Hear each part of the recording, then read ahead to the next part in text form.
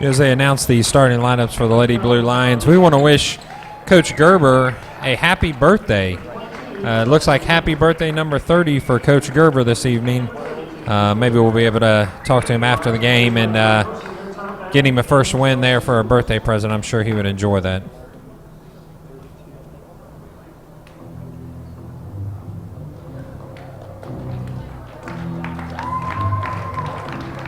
And now for your Lady Astros. Starting forward at 5'5", number 22, Samantha Gaddis. Starting guard at 5'6", number 24, Sierra Cooper. Starting guard at 5'5", number 21, Brooke Carpenter. Starting center at 5'8", number 43, Whitney Jackson. And a trailer forward at 5'5", number 34, Maria Bond. Lady Astros are coached by Stephen Gerber and Dean Chapman. So this evening, as they just announced the Lady Astro starting lineup, it looks like a similar lineup that Coach Gerber's used in the past. Seniors coming off the bench looks like Hannah Barnes, Stephanie Habermill, Jessica Larrick, Ashley Kaplinger. And then they're going to have Samantha Gaddis and Sierra Cooper as sophomores starting this evening at both the forward and the guard position. Brittany Jackson will be the low post player. She is a senior. Maria Bond will be a guard. She is a senior as well. And the tip goes to the Lady Blue Lions, bring the ball up the court as they set up their offense to number 12. 12 looks like Carly Chaffins. See if we can get a few names here for the Lady Blue Lions. Pass the ball up to number 22, which is Chelsea Warning. Chelsea Warning passes to number 11, Emily Bath. Emily Bath dribbles back to the middle of the court, back to number 32, Tori Merritt. Number 3 gets the ball, Emma Anderson. Looking to drive the lane, goes in hard, kicks it out to number 22, who is Chelsea Warning, who passes it outside. Ball's tipped away by Maria Bond. Maria Bond pushes the ball up the court, stops to go for the layup. She's blocked by number 12, which is Carly Chaffins, but the Lady Astros will get the ball out of bounds underneath their basket. Matt, it looked like East Clinton opened up in a zone there, and that's something that Coach Gerber did say. They might switch it up between a man-to-man and a zone. You know, I had the benefit of being in the office when his scouting report came out of the copier, and yeah, I did get to look at that, and then him and I spoke briefly about it as he came to pick it up. And yeah, he had mentioned, and it's on the scouting report as the first line, that they were going to switch back from man-to-man to zone this evening. I think that'll keep the Blue Lions off pace. I think that they'll not exactly expect to go back and forth. They're probably used to just one or the other. Brittany Jackson puts a ball up that goes off the backboard, and the rebound goes to the Blue Lions, number 12. Kicks it back out to number 32 with a quick shot and a 2-point score from the foul line. 32 is Tori Merritt with a basket from the foul line, Tori Merritt.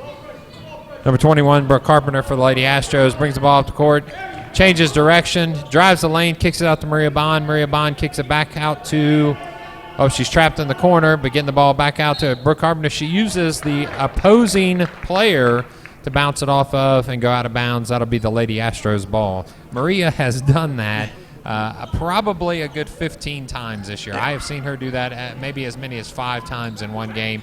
It's a heads-up play. It's a smart play, but not one that you see works all the time. No, not all the time, Yeah. but like you said, very heads-up and smart play there by Maria. Was close to getting that 5-second count, had really nowhere to go with the ball, so just threw it off the Lady Lion leg there and able to maintain possession. Very intelligent. To number 24 for the Lady Astros, Sierra Cooper gets the ball on the outside, passes to Samantha Gaddis. Samantha Gaddis drives the lane, puts a shot up that goes over the rim. Brittany Jackson gets a rebound, and back to Brooke Carpenter as she sets up the offense. Starts to dribble, gets a pick from Sierra Cooper. Nice pick and roll and goes down the lane. That'll come open for him later on, I'm sure. Maria Bond gets the ball up high, drives the lane. Nice job, Maria. Kicks it to Samantha Gaddis. Samantha Gaddis dribbles the ball out and drives the lane, puts the ball up with the foul on the shot. It's going to be a push foul on the Blue Lions, number 32, that's Tori Merritt. Tori Merritt with her first foul. She is a senior, 5'10", for the Lady Blue Lions.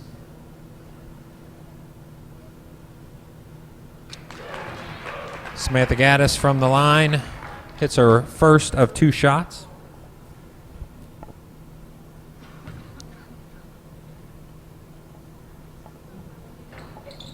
Second one rims out, and the rebound is by number 3, Emma Anderson. Emma Anderson kicks the ball up to number 12, Carly Chafin. She kicks the ball out to number 32, Tori Merritt. Number 22 is Chelsea Warning. Back to Emma Anderson. Emma Anderson back to Chelsea Warning. Driving the lane, goes for a nice block by Lady Astros. Ball goes out of bounds. Last touch by the Blue Lions. Looks like we have a little full court pressure here. Yeah, it looked like as the Lady Blue Line drove the lane there, East Clinton may have got away with a foul. And Courthouse may have got away with a walk before the foul, so didn't look like any of the officials were quite in line to make a call there. So, Although we'll call that even for both teams. Unfortunately, the ball goes out of bounds. The pass from Maria Bond just escapes Brittany Jackson from the outside of the lane there, and we're going to have the ball turned over to the Blue Lions on an out-of-bounds play. Number 11, Emily Bath kicks the ball out, and then it's returned quickly to Chelsea Warning. Chelsea Warning returning the ball, going to drive the lane to the top of the key. Switch hands. Great defense by Brooke Carpenter. Maria Bond is putting a little pressure on the defense, and they're back in that zone look, staying in that zone look. It's a nice 2-point shot by number 12, Carly Chaffins. Long 2-point shot there from Carly Chaffins. Foot was just over the line on that one. So, and a quick timeout by East Clinton. Well, we got a break in action. We're going to thank our sponsor this evening, which we are brought to you by Charlie's Pizza in Sabina. Charlie's Pizza under new management. Charlie's Place is located at 416 East Washington Street in Sabina, Ohio.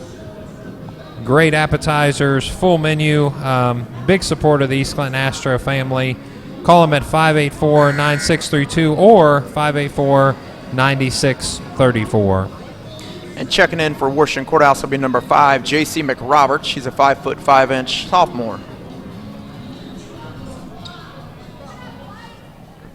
Did we hear earlier that Charlie's Place is home of the Astro Burger? Is that right? I heard that. Okay. Yeah. Now I can recall to my elementary days. Of course, going here to East Clinton, we always used to have an Astro Burger for lunch. I don't know if it's the same thing. I hope not.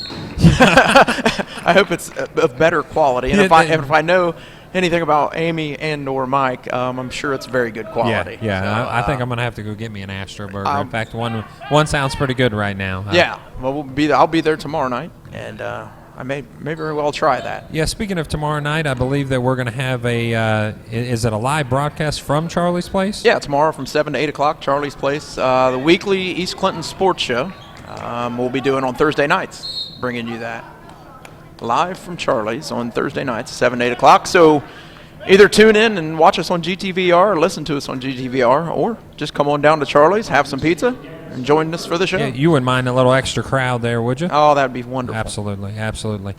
Also, ladies and gentlemen, if you like, text us at 937-527-2725. I'm going to repeat that, 937-527-2725. If you have any comments about the game or some upcoming events, questions that we can answer, both Jeremy and I would be glad to take your texts throughout the broadcast. Let's get back to the action with the Blue Lions. Bring the ball back up the court. A shot by number 5. Just checked into the game, J.C. McRoberts.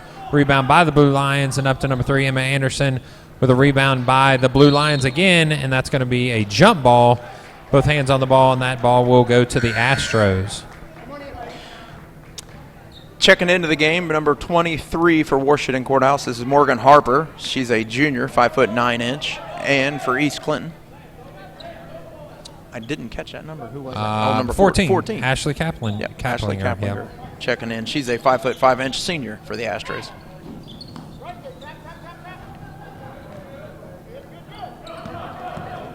Washington Courthouse giving a little bit of their own full court press. And number 5, J.C. McRoberts with the steal there. Ball's kicked out high to number 23, Morgan Harper. Morgan Harper passes number 11, then to number 12, puts a Shot up off the rebound, or off the backboard, gets her own rebound. Number 11 drives the lane, which is Emily Bath. She misses a shot, but it's kicked back out to a Blue Lion. Looks like a foul is going to be called on Samantha Gaddis.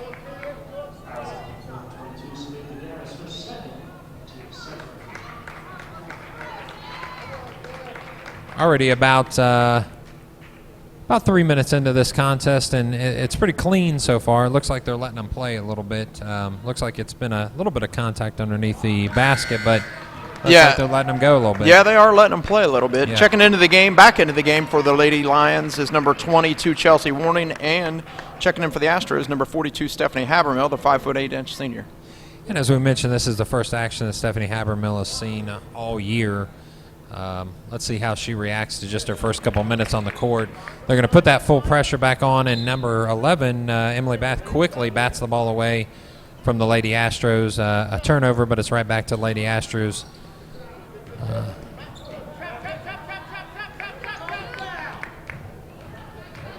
Ball's being pushed up the cover by number 24, Sierra Cooper. Kind of gathers herself at the half-court mark. Ashley Kaplinger. Oh, the ball stolen away by number 23, Morgan Harper, and then hit out of bounds by the Lady Astros. Looked like Harper may have got away with a little body check there before the ball was stolen. Like it. But, like you said, they're letting them play a little bit, and as long as it's consistent at both ends, the girls can adjust and play it out like it is. So you just have to be able to adjust to the officiating crew that you have that each and individual night, because none of them call the game the same way. I just read an article about that earlier today, just about the differences in reffing at this age and at this time compared to even just 10 years ago, again at this age. It's just things are changing. I mean, they're calling the game a little more by the rules, if you want to say, and using less personal interpretation. And that's the way I think it should be. I mean, in order to get some consistency, across the board, and you're never going to have complete consistency because everyone interprets the rules and sees the game differently. Right. But everyone should call the game by the rule book. That's how when I always try to call it. In my number of years officiating, and then the 7 years that I was an instructor, I tried to always teach it that way as well. Just be consistent. The game's not about you; it's about the players. Don't try to be the show. Just be there to help the show go, I guess. Right. Number 24, Sierra Cooper, is fouled on the inbounds pass by number 5. That's J.C. McRoberts. And subbing in for East Clinton is number 43, Brittany Jackson. We also had, for the Lady Lions on that last dead ball, number 3, Emma Anderson, checked back into the game. And Maria Bonds back in for the Lady Astros as well. The pick's set. Curl off of the pick.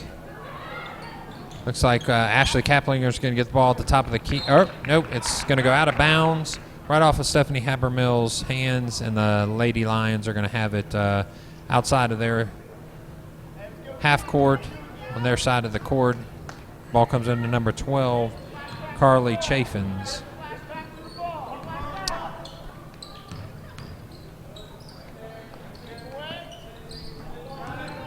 Number 12, Chaffins has again. Kicked back outside to number 22, Chelsea Warning. Chelsea Warning to J.C. McRoberts. McRoberts passes the ball to number 23, Morgan Harper, who drives the lane, goes to the shot, which is rebounded by number 22, Chelsea Warning, and she gets a quick bucket. The ball's passed ahead to Brittany Jackson. There's a foul on the play. Brittany just barely missed the layup coming underneath the Lady Astros basket. She'll go to the line, shooting 2. It seems like, Matt, from what I've seen so far, as we're almost through this first quarter now, it just looks like in the post that Worsham Courthouse definitely has the distinct advantage of quickness. They're getting by them on both sides of the court. They're driving to the basket a little quicker, getting to the boards a little bit quicker. It seems like Lady Astros just need to be faster, a little bit more aggressive to the boards and to the basket. Yeah, I think either we're going to need to slow the game down and go what I call UAB style. If you remember especially the 90s when Bob Huggins was still at UC, UAB had a real good record against him, even though they had better talent, because they would just slow the game down to a crawl. So either we're going to have to do that and use our maybe equal shooting ability, or we're going to have to speed up. We're going to have to turn the volume up a little bit. Right, I agree with you. Slow the game down. There we see another turnover for the Lady Astros. Number 22, I believe that's Warnings, going up for a shot that is blocked by Maria Bond. And that's Stephanie Habermill on the floor mixing it up a little bit. I'm sure her parents were cringing as she ripped the ball away from the Blue Lions defender. And checking in for the Lady Astros, number 21, Brooke Carpenter, 5'5" junior. And Washington Courthouse once again going with that full court press. You know what I find over the years, Jeremy, I don't know about you, but usually teams that full court press do not like to be full court pressed. They kind of get it to you before you get it to them. And a lot of times if you turn the same thing on them, they seem to struggle handling the ball. And I'd like to see the Lady Astros maybe go into a full court press at some time before the second half begins and see how Washington Courthouse reacts to it. Yeah, that very well could cause some problems for them.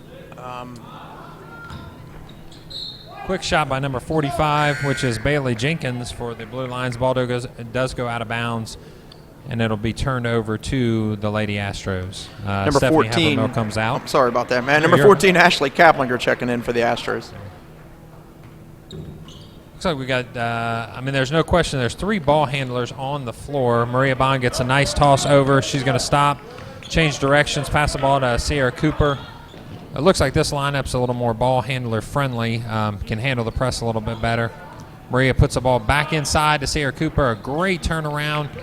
She uses the backboard, but the ball comes up just a little bit short off the front of the rim.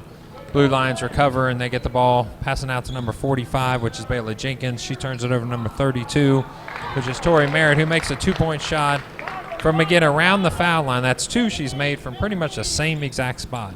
Yeah, she looks like she has a nice shot on her. She really gets that nice high arcing shot and has made 2 nice buckets from deep. Got another jump ball. This time it'll be going to the Lady Astros. Checking in for the Lady Lions, number 12, Carly Chaffins, and number 44, Wendy Hawk. I don't know if this is a part of the Blue Lions philosophy, but they are really using that bench. I mean, they've had, I think every single person on their bench has their warm-up off except one. Yeah, they are using a lot, but, like you said, they're moving up and down the court. They're wanting to create an up-tempo. Sure. I think they see the mismatch with East Clinton, and Coach Gerber, to kind of counter that, as you mentioned, he put in some more ball handlers because they were having a little bit of trouble getting up the court with their taller girls, and now they got, really 4 ball handlers on the court for the Astros. Maybe they'll be able to break that press a little bit. But I do have to agree with you. Sometimes teams that like to press really don't handle the press, and it could be because, they're worn out. And I think that's one reason why we see Coach Persinger for the Lions doing so much substituting. He's asking these girls to give him 100% as much as they can, up and down the court both ways. When they get winded, he's going to get a sub in for him. So he's really going deep on his bench, playing a lot of girls. And, the Lady Lions look like they're playing a pretty good game at this point, up 9-1 here nearly through the first quarter. But putting the pressure on the Astros, they're draining some shots and moving the ball well on the perimeter and, crashing the boards pretty well also. Yeah, seem very aggressive, especially on rebounding, like you said. Yeah, they are very aggressive, and the style that it looks like these officials are going to let them play, it looks like that's going to favor the Lady Lions. Right.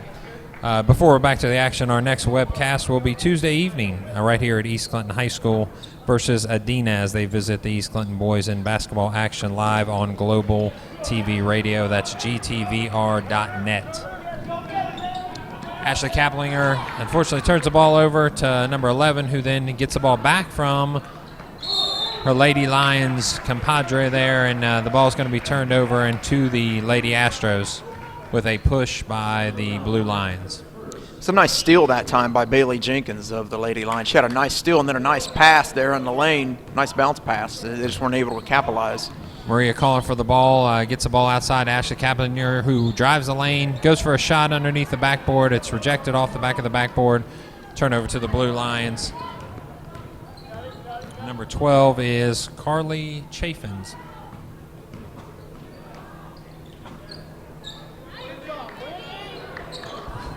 Ball's rebounded by number 44, Wendy Hawk, and a foul's going to be called on the floor.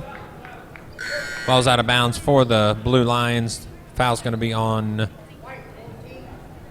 white number 14. That's going to be Ashley Kaplinger. Checking into the game for the Astros, Stephanie Habermill and Jessica Larrick. Also checking in to the game for the Lady Lions is Kaylee Knoll.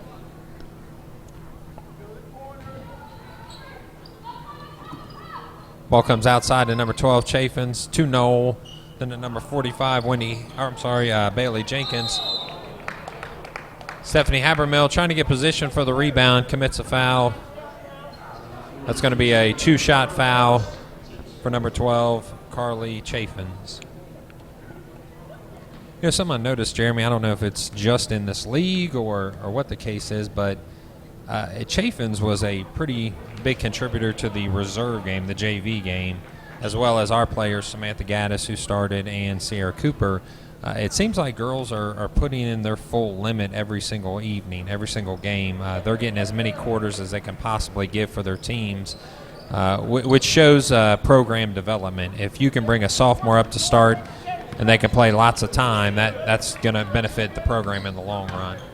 Stephanie Habermill drives the lane, puts a shot up and gets a foul. That's a nice aggressive play by Habermill, number 42 for the Lady Astros. Yeah, Matt, I have to agree with you. I mean, the more court time these girls can get, take advantage of that. And, I think that JV level sometimes is used, I guess I want to say more by coaches to win rather than develop.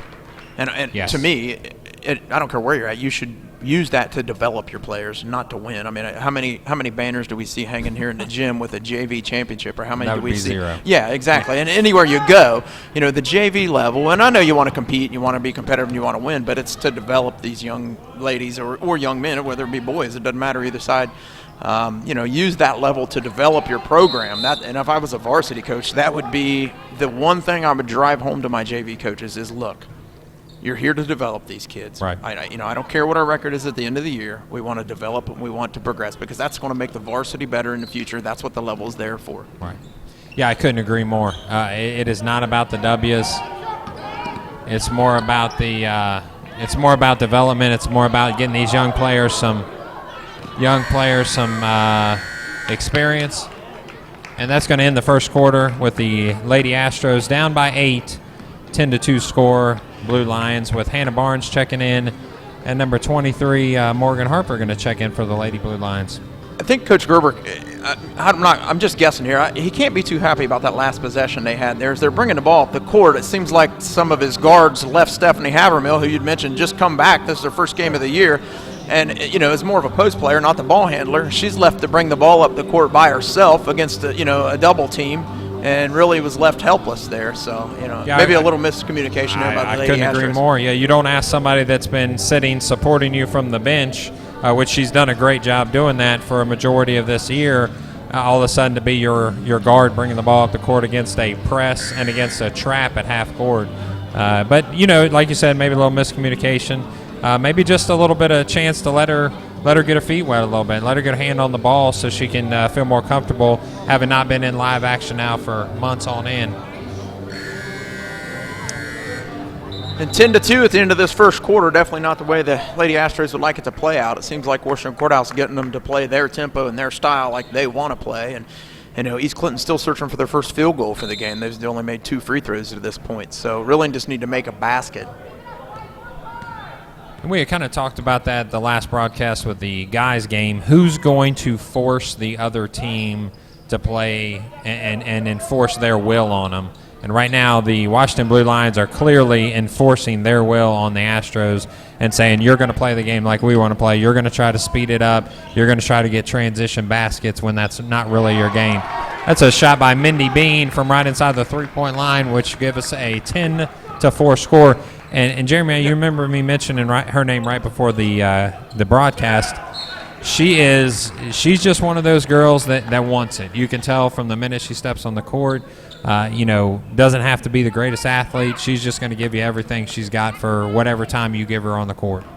Right, and we just talked about East Clinton not having their first field goal yet of the game. It takes till the second quarter to get that. Yeah. Coach Gerber has to bring a freshman off the bench. A freshman, right. Yeah, has to come in and sink that first bucket for the Lady Astros. Hopefully it'll get them started here, but it just seems like they're not getting off good shots. The flow of the game is just, like we said, Washington Courthouse is dictating the flow of the game, yes. And they're not getting the good open shot that Courthouse is getting at the other end.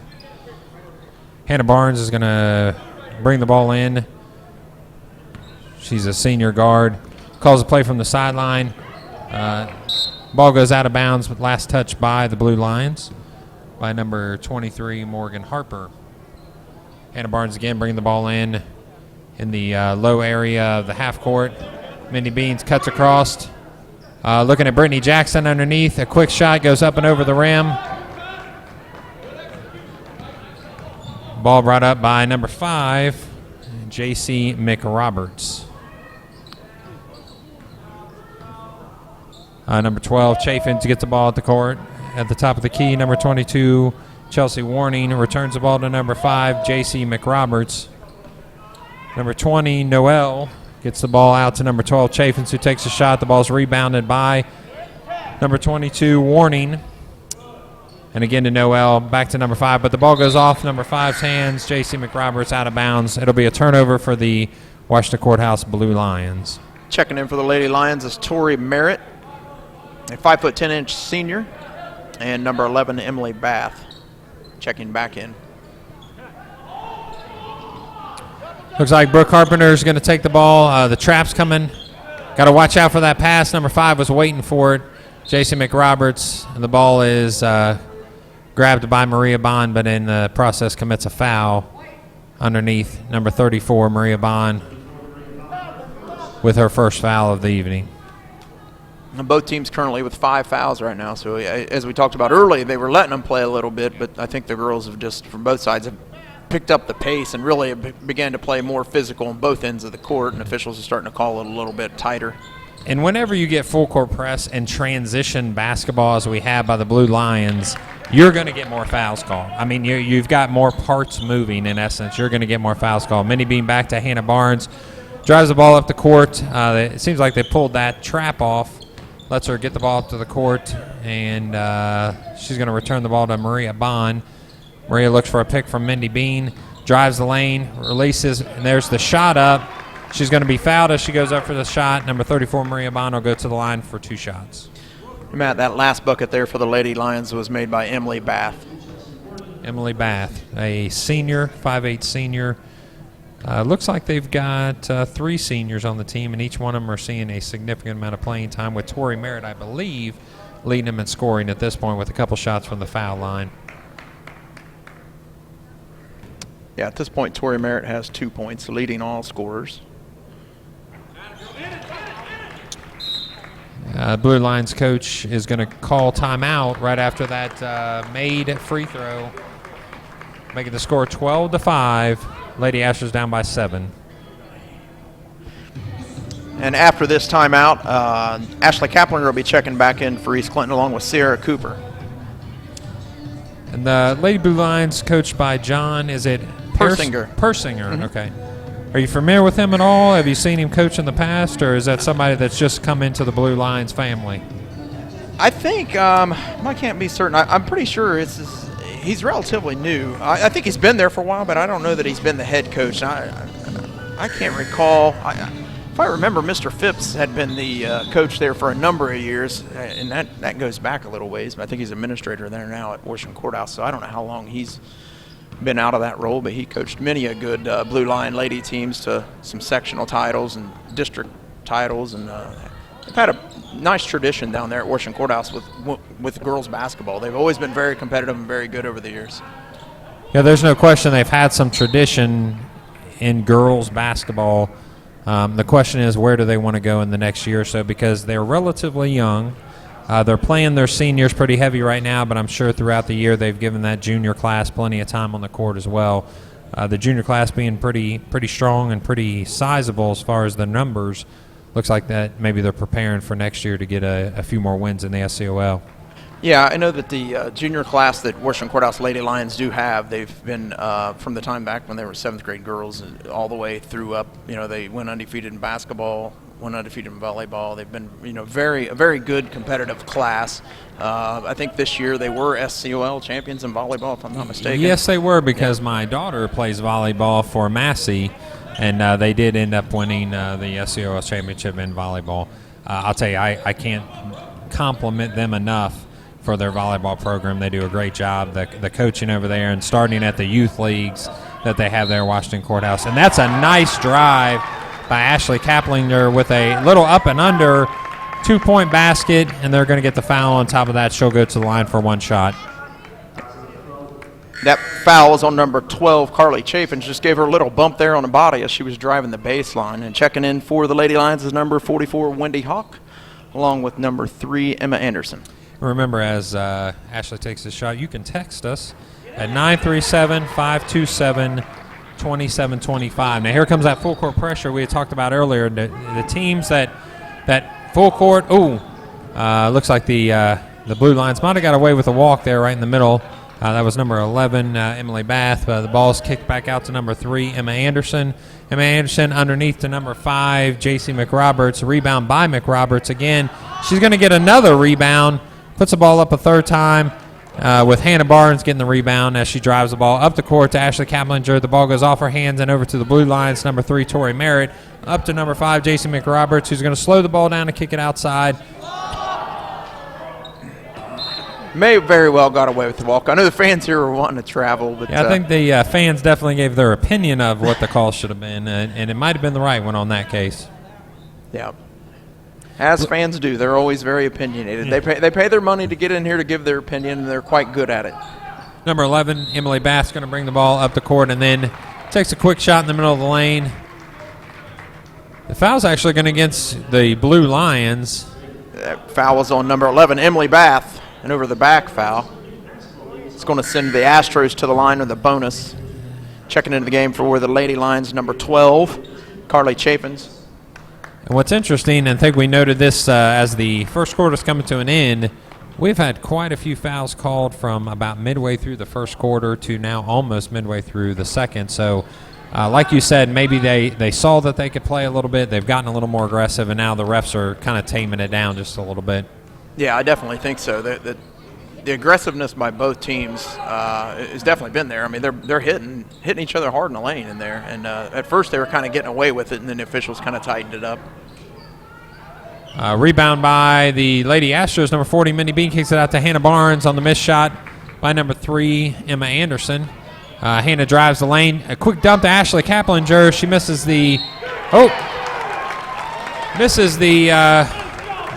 quick little shot there, but gets her own rebound, and now she'll go to the line on a 2-shot free throws. That foul was on J.C. McRoberts for the Lady Lions, and that's their 9th team foul.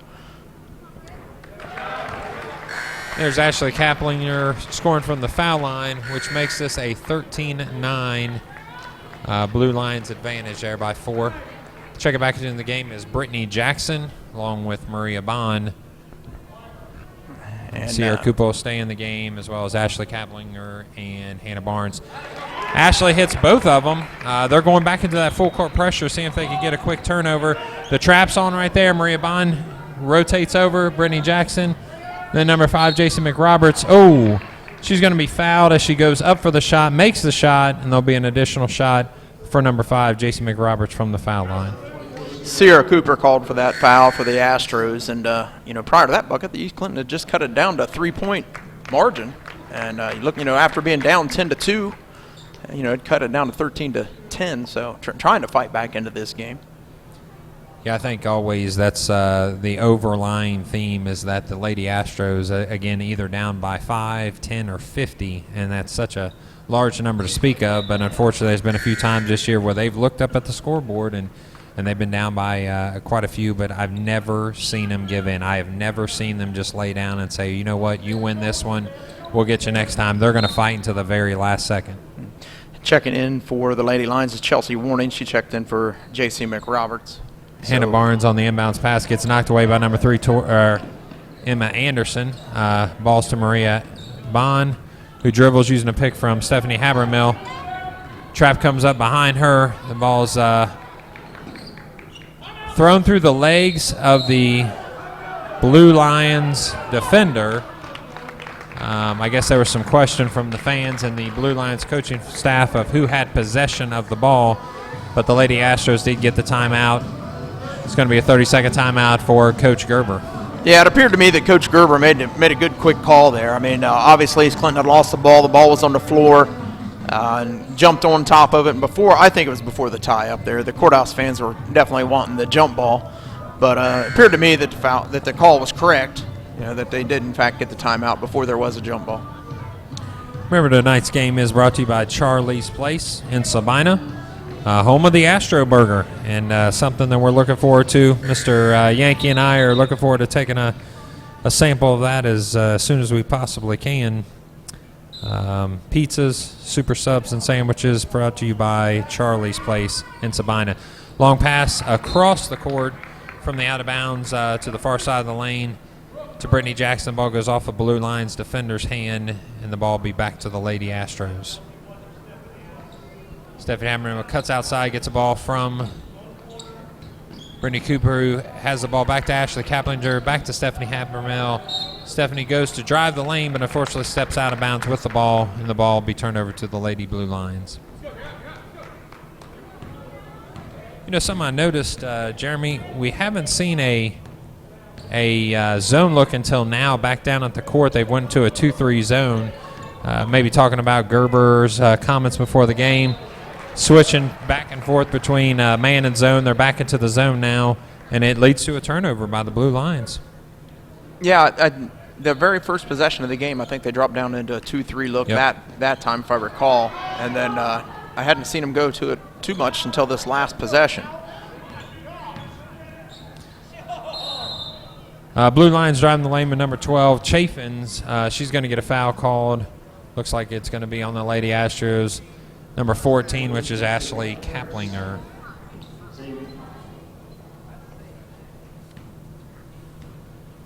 Remember, tomorrow also the East Clinton Sports Show live from Charlie's Place. That's going to be from 7 to 8 p.m., hosted by our own Jeremy Yankey. Thank you, Matt. And checking back into the game for the Astros is number 40, Mindy Bean, and number 23 for the Lady Lions, Morgan Harper.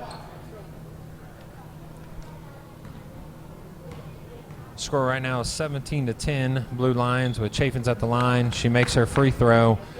Ball's immediately grabbed by Maria Bond to get the ball inside. It's passed to Mindy Bean, back to Bond, back to Bean. Brings the ball across half court.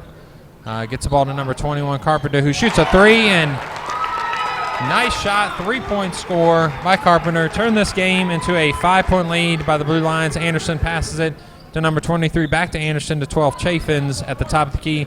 Drives the lane, but the zone defense is starting to push him outside of the lane just a little bit. Number 12 with a long shot from outside, rebound by Carpenter. Carpenter's going to immediately drive the ball up the court. She's crossing it over and passes it, gets it past the timeline. Habermill shoots a three-pointer, but from outside it's saved by Mindy Bean to the Blue Lions player, Chaffins, who kicks the ball up, kind of catches the Astros in transition defense, and there's a quick foul by Brittany Jackson. Yeah, it looked like that last time down the court. Habermill may have just rushed that shot a little bit. I don't know if that's the shot that Coach Gerber wants. You know, they had transition. They were looking to, you know, they cut into that lead further. You know, they've cut it down to 18-13 here. And, you know, they're looking for probably a little better shot than they took that last time down the court. A couple more substitutions again. Kaylee Knoll checking back in for the Lady Lions. And number 24 for the Astros is Sierra Cooper. And number 45 for the Astros is Jessica Laird. From the foul line, number 22, Chelsea Warning, who's a senior 5'6" guard. That nice shot from the looks like it's going to be a lane violation on the Blue Lions, so that point will not count. The ball is turned over to the Lady Astros. The Blue Lions are going to put that full court press on. Trying to get the ball inside to Maria Bond. Ball, unfortunately, is kicked out of bounds by Bond, and the ball will be turned over to the Blue Lions. And once again, that full court press giving the Lady Astros fits. Checking back into the games, number 11, Emily Bath for the Lady Lions. Coming out of the game will be number 22, Chelsea Warning. And Coach Persinger still subbing those players in on almost every dead ball, it seems like. Yeah, it is quite frequent. Number 11, Bath, tries to put a ball up, but it's partially blocked by Larrick, who gets the ball to Maria Bond, who brings the ball across the timeline out to Sierra Cooper. Using the pick by Mindy Bean, drives the lane, but there's going to be a hold call on the Blue Lions. That foul is going to be on Sierra Cooper, which is going to send her to the line.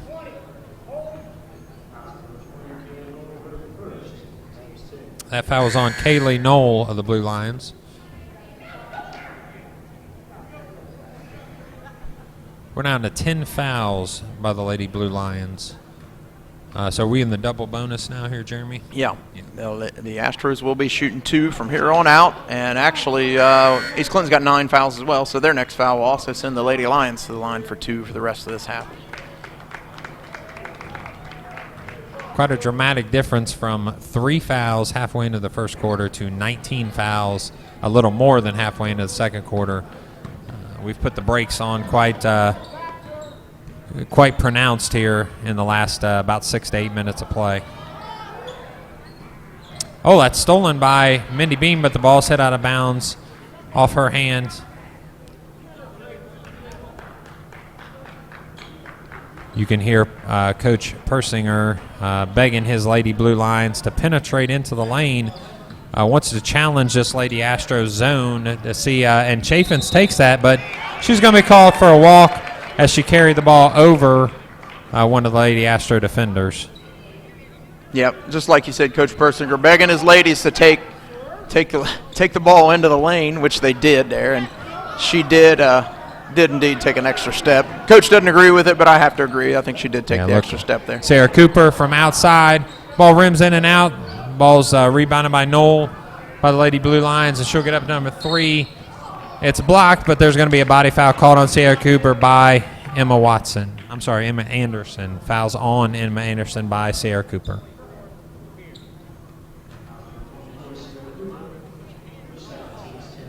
We'll be in the double bonus from this point on for both teams. Both teams have 10 fouls.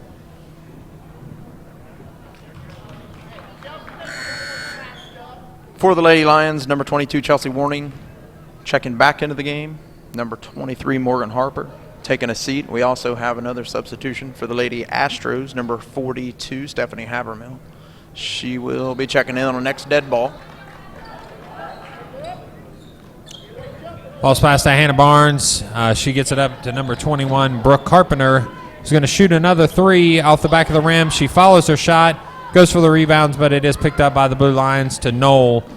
Knoll goes for the quick lay-in. She misses, but Sierra Cooper with the rebound is going to be called for the travels, and it's going to be turned over to the Lady Blue Lions with 1:12 left in the second quarter. Got about a minute 12 left here in the first half with the Lady Lions up 19-13 over the Astros. Looks like that 2-3 zone. They're coming out in it off the out-of-bounds play. Jessica Larrick in the middle, Stephanie Hamber-Mill on the outside, as well as Hannah Barnes on the wing as well. Mindy Bean goes outside, tries to block that three-point shot. Ball is kicked forward to Mindy Bean, but unfortunately it's grabbed by number 12, Chaffins. She's going to get the ball back with her foot on the line, but they're going to call that a foul, or they're going to call that a three-pointer. Banked it in. I don't know if she called it or not, but it banked in there, and it was good for 3. Yeah, it looked like to me that she had her foot on the line, but they gave her a three-point basket, extending the lead by the Lady Blue Lions, 22-13.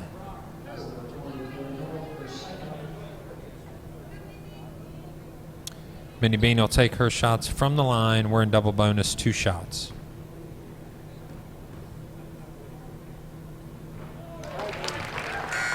First one's in there for a 22-14 lead by the Lady Blue Lions. And Mindy Bean, a freshman, seen a lot of playing time this first half. In fact, I don't remember, Jeremy, if she's come out since her entrance in about halfway through the first quarter. I don't know that she has either. She's been on the court quite a bit and playing quite well. Actually, she looks like she's given the Astros a little bit of a scoring threat. You know, she's shooting the ball. She shot some nice free throws there. So she's, and it seems like the East Clinton they're searching for someone to score. They're needing someone to step up and be willing to score some points, and they're not getting that. Right. Stephanie Habermill gets the rebound and then drives the ball at the court, and it's on turnover, but a foul's called on number 42, Stephanie Habermill, with a push. Player control foul is going to be called on Stephanie Habermill with a 22-15 lead by the Blue Lions. 17.6 left in this half. Checking back into the ball game, 45, Bailey Jenkins.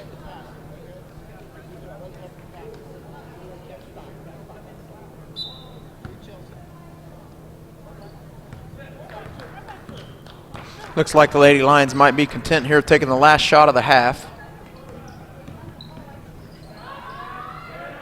Astros doing a good job staying aggressive in their 2-3, making the transition to the nice block by Maria Bond. She closed down that passing lane, but the ball went off of a blue line player, which is going to give the Astros, with 1.9 seconds left, and a long three-point attempt by Stephanie Habermill comes short, ending the first half 22-15, Blue Lions lead.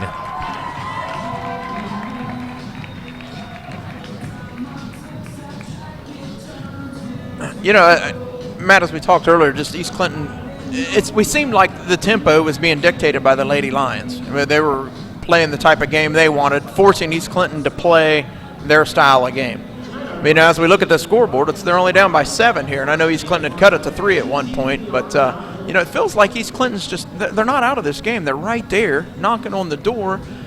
If they could just get a few buckets, and it seems like they just struggle at times just to get a good shot off, and I don't know that it's the defense from the Lady Lions that's putting too much pressure on them. I don't think it's that. I just think East Clinton's just struggling to find their identity on the offensive side of the court. They're just not getting good shots off. I couldn't agree with you more. I think what it is that Coach Gerber is probably, and I know we're more than halfway into the season, but surprisingly, I think he's still trying to find the identity of this team.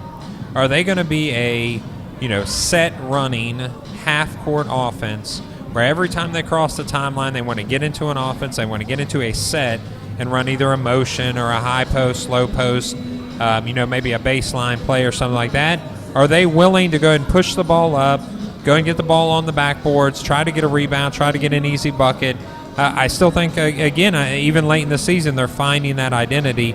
I've seen in games earlier this year where Brittany Jackson established herself in the low post early in the game, and Coach Gerber kind of kept feeding her and had some success with that. But then again, I've seen some times where they've had some transition points scored, and he kind of wants to keep the ball moving and he wants to push the ball.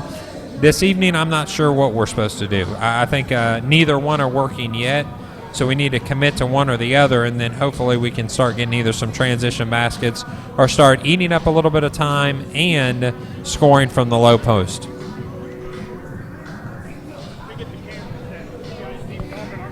Looks like we're going to have a quick interview by our sports trainer.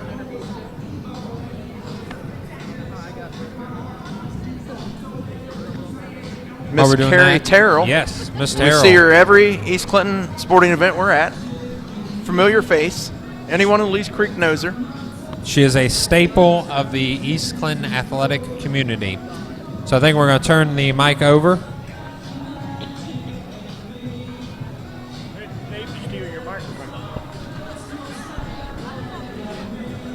All right, we need to move over a little. There we go.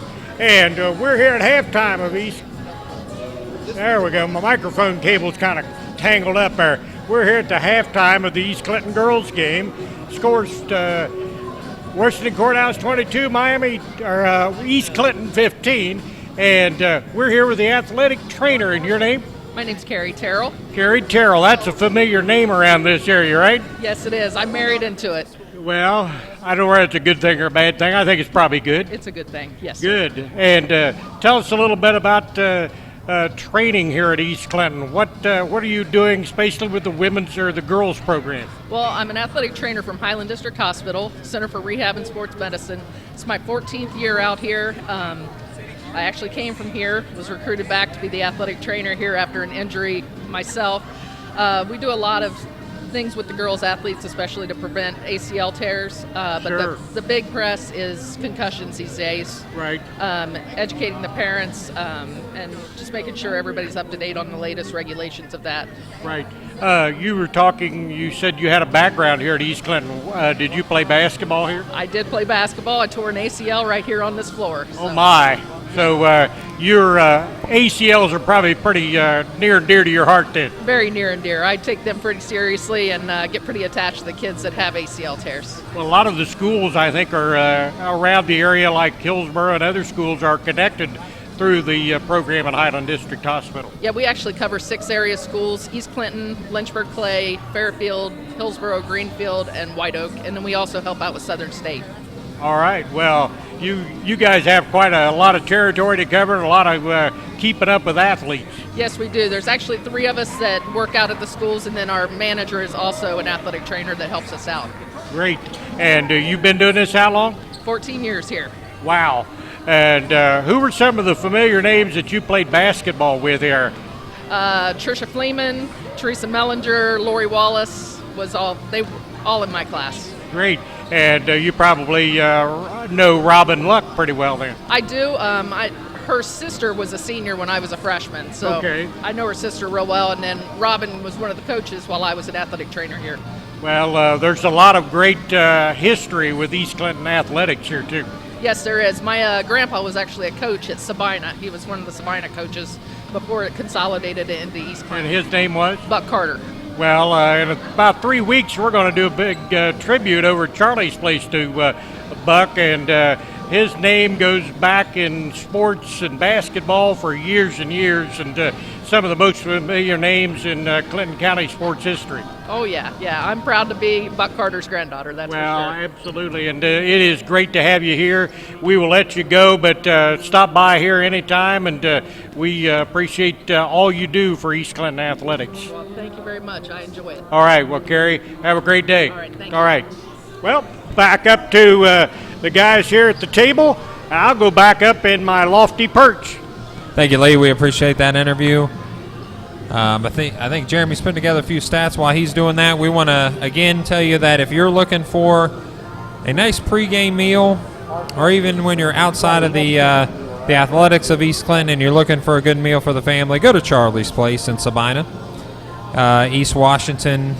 A lot of supporters of East Clinton go to Charlie's Place, where they've got the home of the Astro Burger. Give them a call at 584-9632 or 584-9634. One of those extra large 16-inch pizzas sure sounds good right now. But I'm looking forward to an Astro Burger. I want to try an Astro Burger. I'm a big burger fan and a big pizza fan, so Charlie's Place sounds real good right now. I think we're going to be heading there real soon. Jeremy, do you have some early first half stats for us? Yeah, we have some unofficial. These are very unofficial, but they are some stats that we got through the first half. At the end of the first quarter, the Lady Lions led 10-2. And here, of course, at the halftime scores 22-15, Lady Lions' favor. For the Lions, they were 7 out of 12 from the line. But leading them in scoring is Carly Chafin. She has 8 points. And we have a few other young ladies with 3 points. Chelsea Warning has 3. J.C. McRoberts has 3. Tori Merritt has 4 points. And with 2 points, Emily Bath, 1 point for Emma Anderson, along with Morgan Harper. She also has 1 point. For the Lady Astros, they were 8 of 16 from the line. Currently leading them in scoring is Ashley Kaplinger with 5 points. 4 points for Mindy Bean, the freshman. 3 points for Brooke Carpenter. And 1 point each for Samantha Gaddis, Maria Bond, and Stephanie Habermill. And probably one of the telling stats of the first half is the number of turnovers. East Clinton has 10 turnovers, Washington Courthouse with 5. And I don't think there's many games you're going to win when you're losing the turnover battle. I think that's isn't that any sport really? I mean, you talk about football, you talk about basketball. If you're winning the turnover battle, you're usually winning the game. Well, yeah, it only makes sense that if you're taking opportunities for yourself away to score and giving opportunities to your opponent to score, it's hard to win in any sport. So, I think that full court press that we've seen by the Lady Lions really caused East Clinton some fits. As much as not being able to find that score, they're having trouble, finding that ball handler, that one ball handler. As we've seen many times, quite a few different girls bringing the ball up the court for the Astros. I think the one look that they had where they had just Brittany Jackson on the court and with the 4 other smaller girls handling the ball, I think that was their best line of defense to try to get through that press, and I think they handled it well. Yeah. But Jen Courthouse just pounded the lane on them at the other end of the board. So, it seems like whichever way that East Clinton turns, whether it be the bigger look or the smaller look, the quicker look, whether they're playing the man-to-man or the zone, Courthouse just has a little bit of the upper hand on them. And, I think if East Clinton could just find a scoring niche, I think the game would be different. But, in saying that, even though that things haven't looked that well for them in the first half, they're only down 7 points here. I mean, it's anybody's game still at this point. If they can just get some scoring, from somebody. They just got to have that go-to girl to be able to, pour in 10 to 15 points a night for them, and I think East Clinton would be a much different ball team. And you hate to speculate, but what do you think as a coach yourself, and I've coached for years, basketball, football, what did Coach Gerber say to him at halftime? Because to be honest with you, there's been some games where it was 40-2 at this point, or maybe it's been 38-10, and you only have so many halftime speeches for that scenario. But we're in a different scenario tonight. It's 22-15. They haven't played the best they possibly can. They could ramp it up here just a little bit. So, not to speculate, but what do you think Coach Gerber gave them as far as a halftime speech? Well, Matt, I think he has to be optimistic. Upbeat and optimistic. I think at this point, he can't be too disappointed in where he's at this point. Because like we said, with the turnovers and the difference in free throw shooting and the difference in rebounding, this could be a much different game. I mean, the East Clinton could be down 15-20 here, but they're only down 7. So he has to be optimistic. I think he was probably upbeat with the girls and just send them out on the court with that upbeat, optimistic attitude because they very well could come out here in a quick 6-0 run, cut this game down to 1 point, and it's anybody's ball game. And I think you're even hearing that from the crowd. This crowd that has endured watching these young ladies just fight and claw to the last second, but unfortunately coming up short on many a game. I think the crowd's in it. They're excited. They're excited for their ladies to do something here in the second half, and hopefully they can come out and put a couple scores in, like you said, and cut this down between 2 and 3 right away. And a quick foul on number 11. That's Emily Bath coming out of the half with just 4 seconds gone in the second half. There's a first foul by the Blue Lions. Yeah, and I think, Matt, that the key factor here is going to be the second half and how the rest of this game goes. It's probably the first 2 to 3 minutes. What tempo is going to be set? Which team's going to come out here on fire, wanting to take control of this game? Because if East Clinton gets down much more, then, their heads may start to hang because they're so used to this scenario. But if they can stay within striking distance, give themselves a chance to win this game. Right. Maria Bond with the ball up top. Passes it, tries to feed it underneath to Sierra Cooper. She does recover, gets the ball outside to Brooke Carpenter. Maria Bond brings it, swings it to Samantha Gaddis. Samantha's looking for the inside penetration. She saw Brittany Jackson from Maria Bond. The pass from Maria Bond. Ball's bounced around. What a tough play by Brittany Jackson. She's going to get the score on that and the foul. She's going to go to the foul line. Second foul in this early second half by the Blue Lions. Yeah, and this could be that momentum we were talking about. And I think that East Clinton, Samantha Gaddis might have got away with a push off there. She tried to drive down the baseline and it wasn't there. And she gave the girl a shove with her forearm and it wasn't called. And Coach Persinger here to our left for Courthouse was definitely upset about that. And that last free throw did fall, so now the East Clinton's cut that lead down to just 4 points. You said it. I mean, we came out, they scored an easy bucket, a quick bucket, and got one. But then the Blue Lions come back. They want to get a stop here on defense because it's 24-18. Open that lead back up. Maria Bond at the top of the key, passes back to Brooke Carpenter. Brooke Carpenter starts to drive, but then pulls it out. Maria Bond gets it. She's looking for the pass. She picks up our dribble. Ball bounces off of Maria. It's blocked by number 22, Chelsea Warning. Then the ball's kicked out to Samantha Gaddis. Samantha Gaddis turns, looks to drive the lane. The ball stopped. She's going to be called for traveling in the lane. It seems like the Astros are getting the ball trapped on one side of the lane or the other. It seems like they're not getting the spacing that they need and the ball at the top where they can go either way. It seems like as soon as the ball's brought over here to this side of the three-point line or that side of the three-point line, the ball's having trouble getting back to the other side. And I know if you're only playing a half-court offense and you cut that court in half, using only 1/4 of the court is going to be tough. Yeah, I think it is. And you got to give credit to the Lady Blue Lions defense. They're playing a good trapping, double teaming type of defense, and it's working well for them. That's a foul by Maria Bond with a bucket good. Number 11 is going to go to the line. That's Emily Bath. 34, Maria Bond with her second foul. Checking back into the game for the Astros, number 44, Hannah Barnes, 5'6" senior. Coming off the court is number 24, Sierra Cooper. Emily Bath here with the shot, and that's going to score, so she's going to convert the three-point play. And they're immediately going to go into that full-court press again. They're not going to mess around. They want turnovers. They want to lengthen the score right now. It's 27-18. The ball's off a Blue Lions defender, and Hannah Barnes is going to get the ball back outside. Oh, it's actually turned over to the Blue Lions off of a Lady Astro. They're now in a 2-3 zone with the ball being inbounded by number 22, it looks like, Chelsea Warning. Chelsea Warning gets the ball back outside a three-point.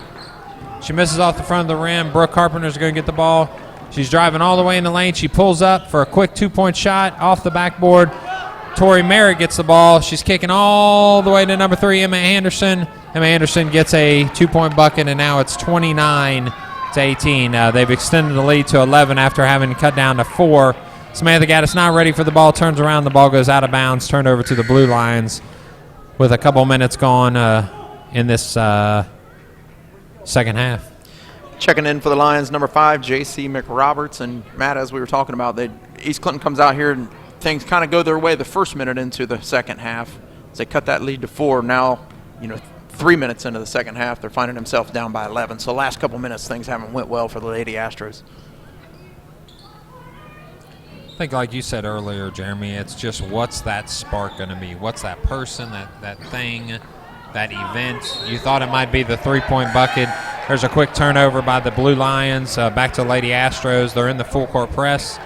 Is this going to be a momentum swing? Can we get the ball in? Can we get it across the timeline?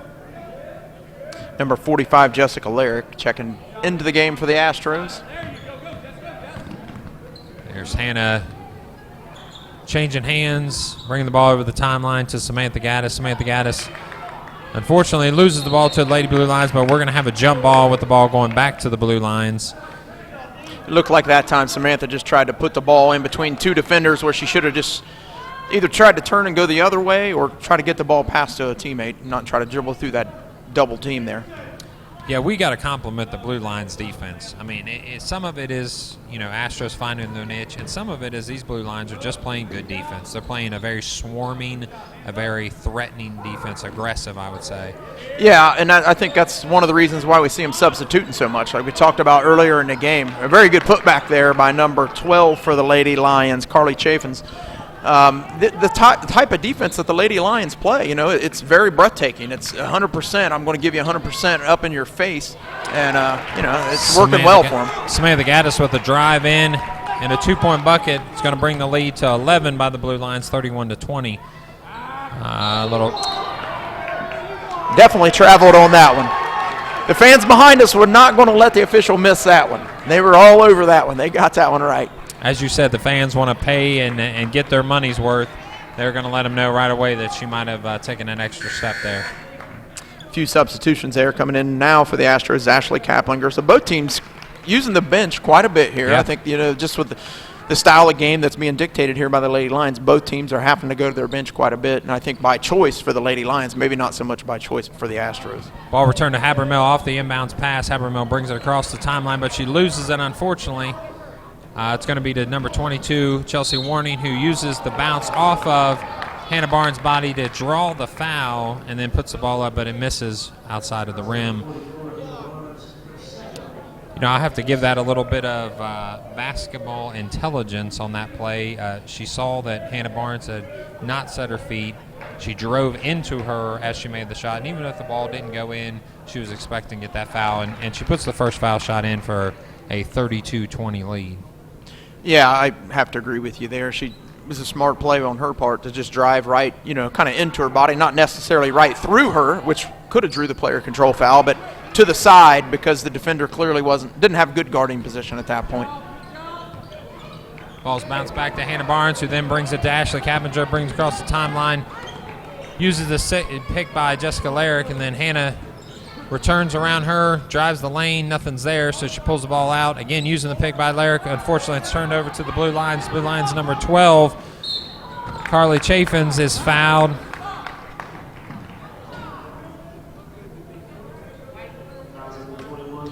That foul on number 21, Brooke Carpenter. That's going to be the third foul already in the second half for the Lady Astros.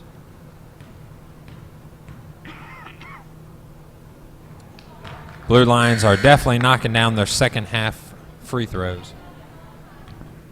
Yeah, coming into the second half, they were 7 out of 12 from the line. And so far, this second half, they're 4 for 4.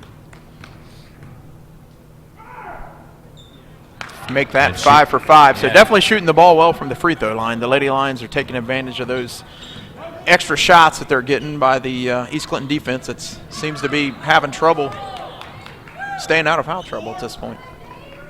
Ball goes off of Jessica Larrick's foot. Stephanie Hammermills tries to gain control.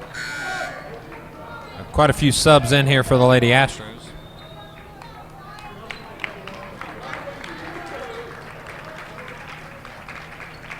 Coming out of the game for the Astros, Hannah Barnes, Stephanie Habermill, and Jessica Larrick taking a seat.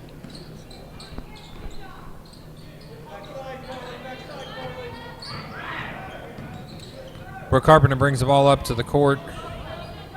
She's on the left wing. The Blue Lions defender playing great defense, uses the pick by Ashley Kaplinger. Tries to feed the ball into Sierra Cooper. The ball's thrown over. Looks like the Blue Lions were going to get the ball awarded to them, but then the call is changed by the other referee. The Astros are going to get the ball out of bounds. It's going to be brought in by Ashley Kaplinger. Ball screens over, trying to set place on the low post. Goes to Brittany Jackson. Brittany Jackson doesn't see the opening that she likes. She wants it brought back to her, so the ball goes to Ashley Kaplinger. She runs the baseline. It's going to be a charge on Kaplinger right outside the lane, and that's going to be a 4th foul for the Lady Astros already just a few minutes into the second half. I have to agree with the official on that one. Definitely the Lady Lions had good guarding position on that one, and she drove right into her and picked up a good player control foul. So, another perfect example of the good defense that the Lady Lions have been playing throughout the game. Yeah. And you said you had years of experience not only reffing, but teaching how to ref. So yeah. What is the kind of the general rule for a player control foul? Because I know some of the fans that are watching this broadcast see different refs call different things. They hear about your hand or your feet have to be down and planted. What is the kind of the general rule? Well, the one thing I've never understood, and this is probably the biggest misconception, when a player control foul is called, so many people say, well, his feet weren't set. Well, there's no definition in the rule book as to what set is. That means nothing. And I would say that. Coach say, well, he wasn't set. I'll be like, what's set, coach? Set means nothing.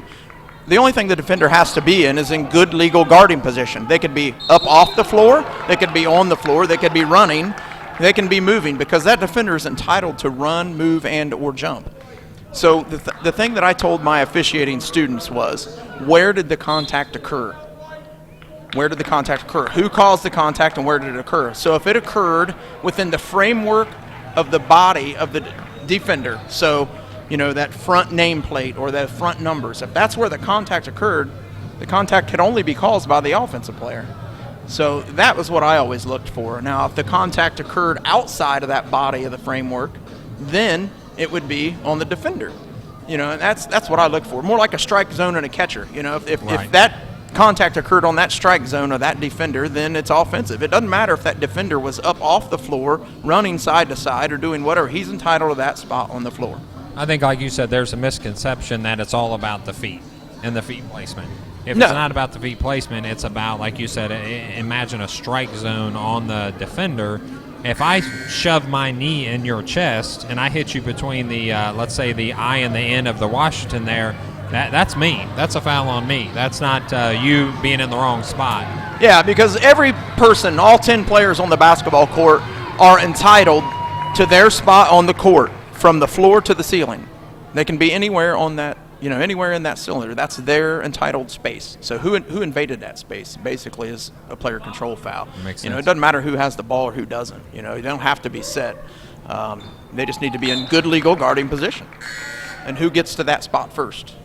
And that's where the interpretation can be, different from different officials. Yeah, and it's and because it happens so quickly, it's a bang bang call. It's the toughest call in basketball. It's maybe one of the toughest call in all of sports, really. The player control block charge foul. It's really tough to call. Ball's turned over by Hannah Barnes over to the Blue Lions, number 3. Emma Anderson gets the ball underneath the number 23. Morgan Harper, and right now the Blue Lions are just imposing their will. I mean, yes, they are imposing their will. Defensively, on what the Astros want to do. Hannah Barnes dribbles, penetrates with a quick shot. It's off the backboard and rebounded by the Blue Lions. Maria Bond gives some defense before the timeline. Turns over to Emily Bath. Emily Bath brings the ball to number 3, Emma Anderson, who hits a three-point shot off the back of the rim. Rebounded by Jackson. Mindy Bean gets the ball, recovers.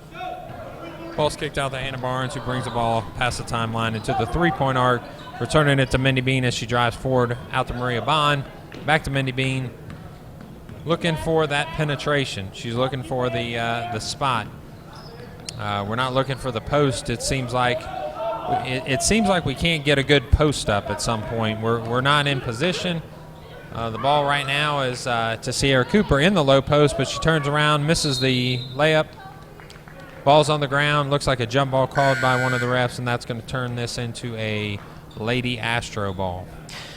Checking back into the game for the Astros, number 22, Samantha Gaddis. And for the Lady Lions, number 5, J.C. McRoberts. And Matt, like you said, East Clinton just can't get that good post-up shot. And once again, I just have to go back and give them credit to the Lady Lions for playing such good defense. They're putting a lot of pressure on the ball.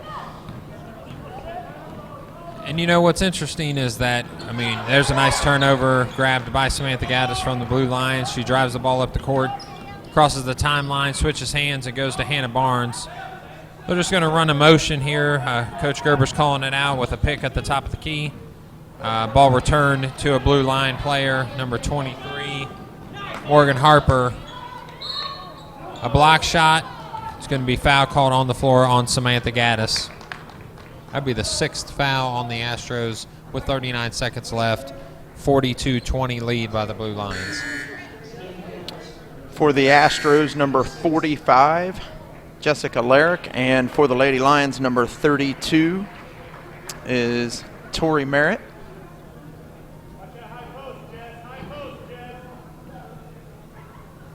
Tori Merritt, Chelsea Warning, Emily Bath.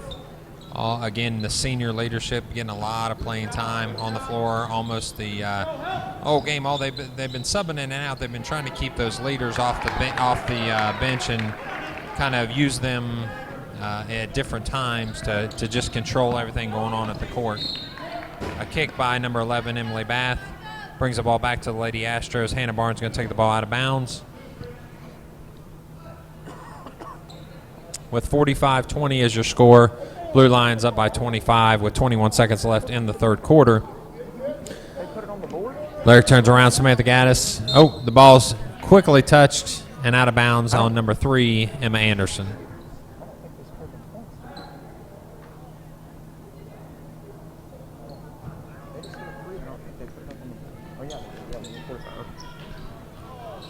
Samantha Gaddis gets the long inbounds pass. Fortunately, can't hold on to it, and the ball goes out of bounds. Return the ball to the Blue Lions. Number 3, Emma Anderson, is going to bring the ball into number 11, Emily Bath. I looked at the board wrong.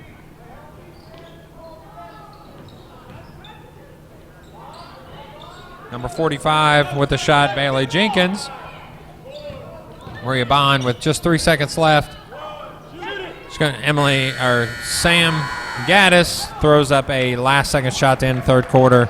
Bounces off the backboard, giving us a 45-20 lead of the Blue Lions here at the end of the third quarter. And I'll tell you, unfortunately, the only word I can use is dominating in that quarter. Yeah, we talked about, I said coming out to start the second half, what's going to happen here in the first 2 to 3 minutes. And, right off the get-go, East Clinton come out and made a bucket, hit the three-point shot, or hit the free throw to go with it, and they got fouled. So they cut that lead down, and they were only trailing by 4 at one point. Now we look up and they're down by 25. But from that point forward, Washington Courthouse went on a 23-2 run. And that just, that's demoralizing, really. It just takes the heart right out of you. And now here we are, 8 minutes left in the game, and you're right back to the same scenario you've faced so many times already this year. So, it's a tough, long road sometimes, and these Lady Astros seem to be fighting it. I'm willing to put my reputation on the line to say that those that are just tuning into the ball game and they see the score 45-20, don't count these Astros out as far as their effort and their fight. I've seen these guys play all year long, and they're going to give you everything they've got until the buzzer sounds at the end of the fourth quarter. Before our action starts here, if you wish to contribute to the East Clinton Athletic Program, please contact AD Jim Marsh at 937-584-7450. Again, Jim Marsh, our AD, at 937-584-7450. Blue Lions bring the ball back up the court. It's turned over to Maria Bond, who's going to have a foul called on her by number 32, Tori Merritt. That's going to be the third foul on the Blue Lions in the second half, with 6 fouls for the Lady Astros so far this second half.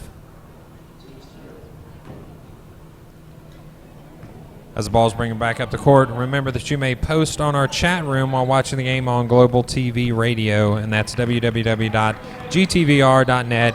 Post on our chat room. Let's see what the broadcast audience has to say.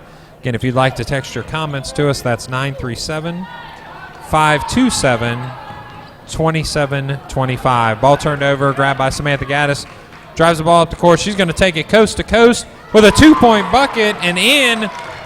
Let's see if that nice play sparks there them. that time by Samantha Gaddis. Got the steal at one end, took it the length of the court, put it up off the glass. Very good play by the young lady. Looks like a backdoor cut is stopped by Samantha Gaddis.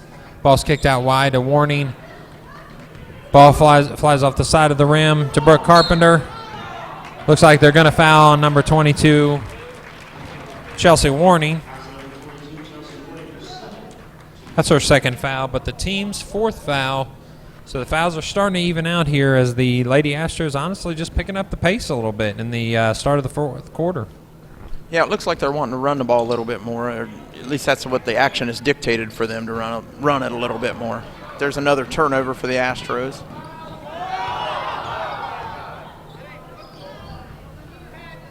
Okay, looks like number 12, which is Chaffins, is going to take a three-point shot. Emily Bath gets the rebound from the long pass from Chaffins. She puts a quick shot up. Ashley Kaplinger is going to get the rebound, and there's going to be a foul called on Tori Merritt. Tori Merritt is going to be called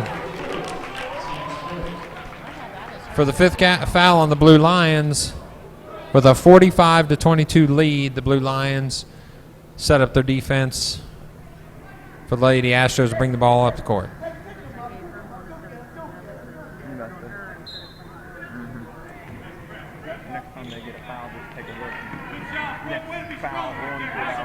Ball's brought in by Brooke Carpenter. Changes her hands. Ball slapped away by number 11, Emily Bath, over to Chelsea Warning. Chelsea Warning drives. Number 12, Chaffins with a three-point shot. It's short. Ashley Kaplinger goes for the ball. Ball's going to go out of bounds against the Lady Astros, which means the Blue Lions will take the ball from underneath. And Matt, as we get in here to the fourth quarter, nearing the end of this ball game, 6 minutes to go now, the Courthouse still just putting that up-tempo, in-your-face style of defense on the Astros that they just haven't been able to solve the entire game. Yeah, it almost seems like the coach was upset at the refs and called the full court pressure back on, where he had called a pressure to be picked up at the timeline there. But, if he wants to put the pressure on and the Astros can't handle it, then it's up to us as a coaching staff and as a team to be able to make adjustments. Checking back in for the Astros, number 43, Brittany Jackson. Maria Bond's going to be called for the reaching foul.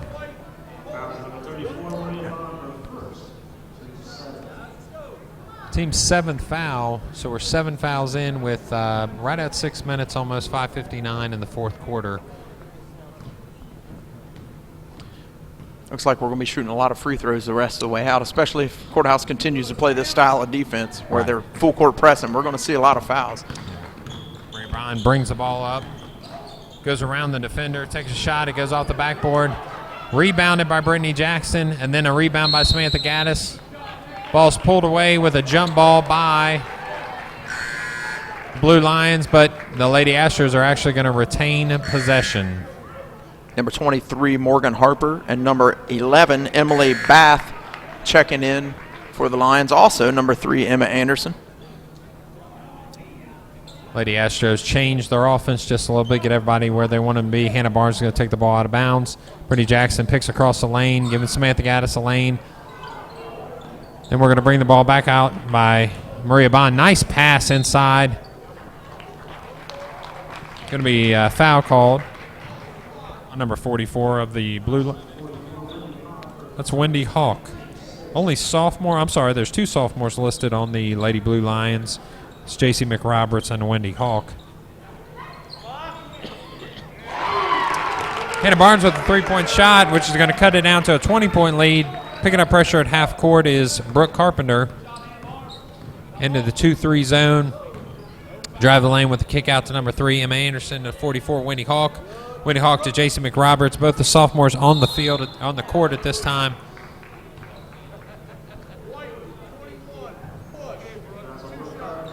It's going to be Brooke Carpenter called for her 3rd foul of the game, and this will be the 8th foul in the second half of this ball game for the Lady Astros.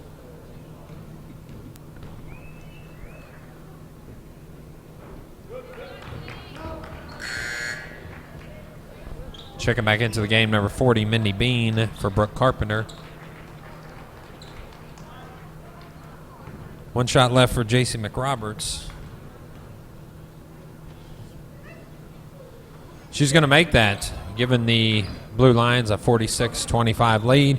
Maria Bond brings the ball up the court to Hannah Barnes. Turned over to number 44, Wendy Hawk. Emma Anderson drives back to J.C. McRoberts. She's fouled as she goes up for the layup. I believe you said, Jeremy, that we're going to see a lot of foul shots in this last 5 minutes of play. Yeah, I don't think either team wants to back down from one another now. Courthouse continuing to show that pressure, and East Clinton maybe just be getting a little frustrated. So probably going to see a lot of free throws the rest of the way out. And it seems like Western Courthouse still doing a good job of making their free throws now, 7 for 9 here in the second half from the line. J.C. McRoberts making her first of 2, giving the Blue Lions a 47-25 lead. It's a 22-point lead with 5 minutes left in the 4th quarter.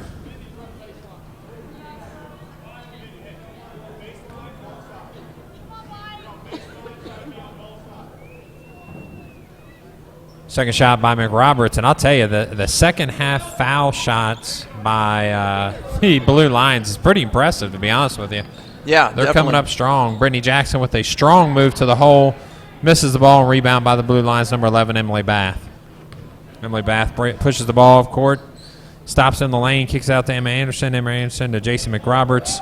McRoberts to Knoll, and Mindy Bean steals the ball. She's going to dribble with a nice layup there and cutting it to a 48-27 lead.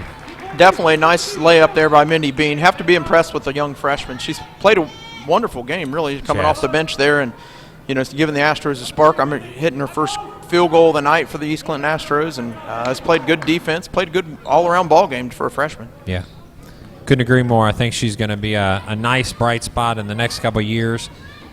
I think, Jeremy, I wanted to make this point to you earlier. When they say, that we're struggling and we're young, I think we have some talent, but I think we need to build basketball players. There's a difference between having an athlete and having a basketball player, and Mindy Bean is a great example. I think Mindy Bean is a good athlete. She plays volleyball. I've seen her play volleyball, and she's gotten a little bit of time working up from the freshman to the JV level in volleyball.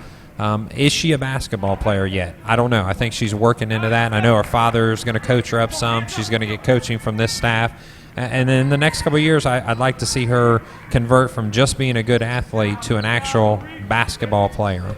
I definitely think she can. She has all the tools to be able to do that. She has the smarts, the intelligence. She knows the game well. She'll be a fine basketball player for this program. Samantha Gaddis pushing the ball up the court, looking for a pick from Brittany Jackson. Kicks it out to Hannah. Nice fake by Stephanie Habermel.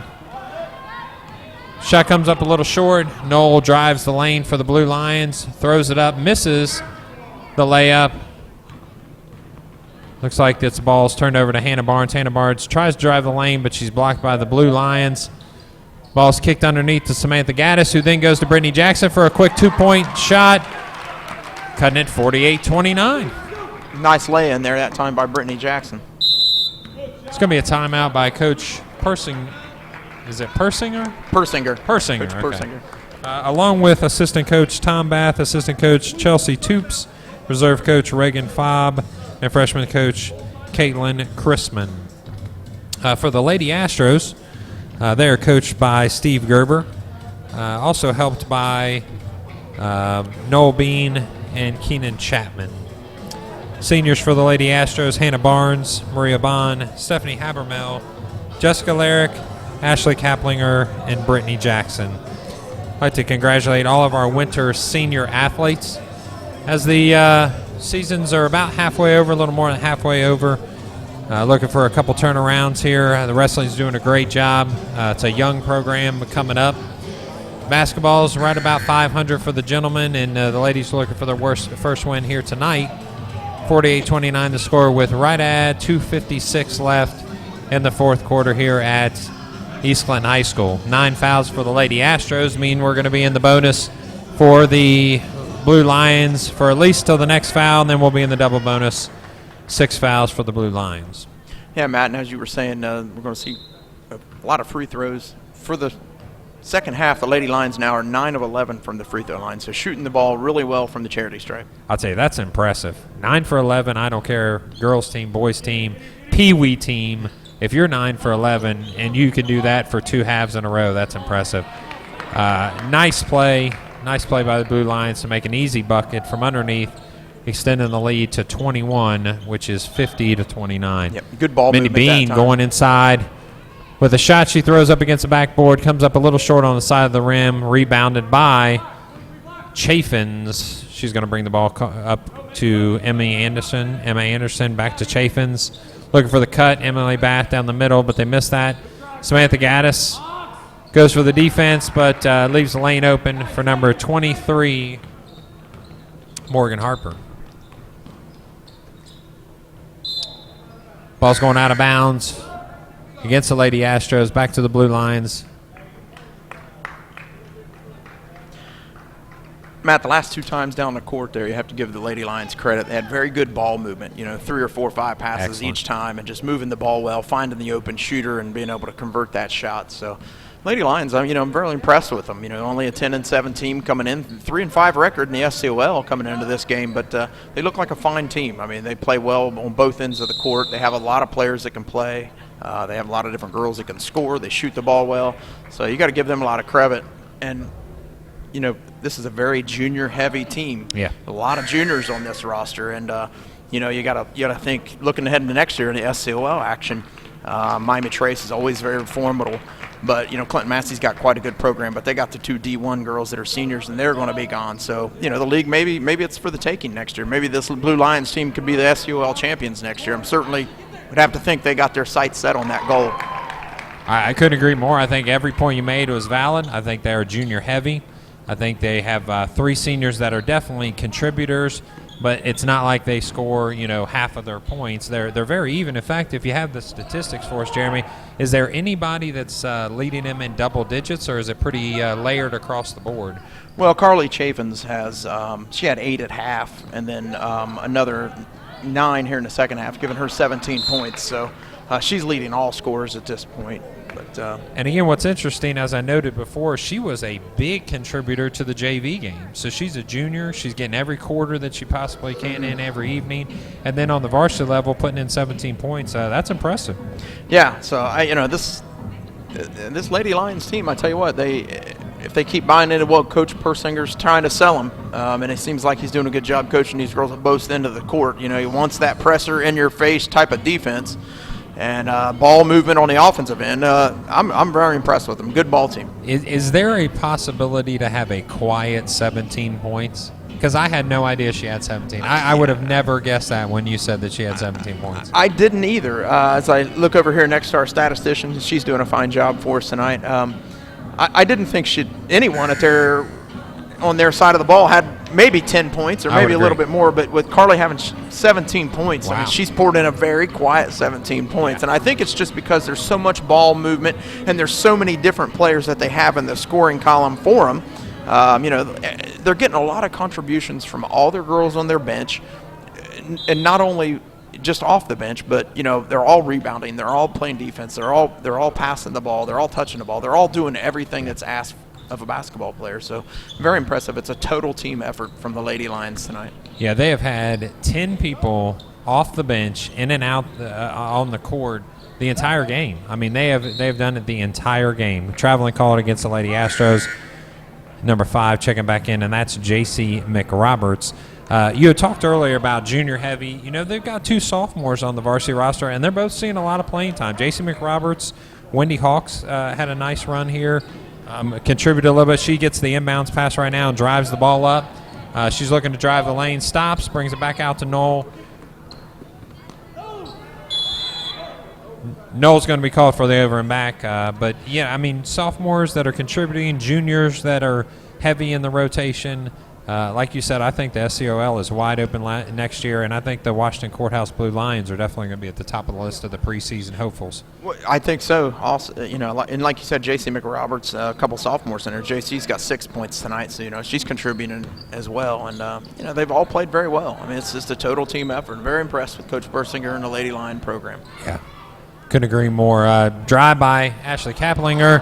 Ball goes off the rim and is trapped underneath. The Blue Lions get the ball. Knoll passes out to number 45, Bailey Jenkins. Bailey Jenkins drives the lane, but it goes off of Ashley Kaplinger, off of her knee out of bounds. So the ball's going to be to the Blue Lions with 21 seconds left. The score 57-29. Maria Bond, again, and I just have to stress this, I can't be prouder of, I'll call them my girls in the sense as the principal here at East Clinton.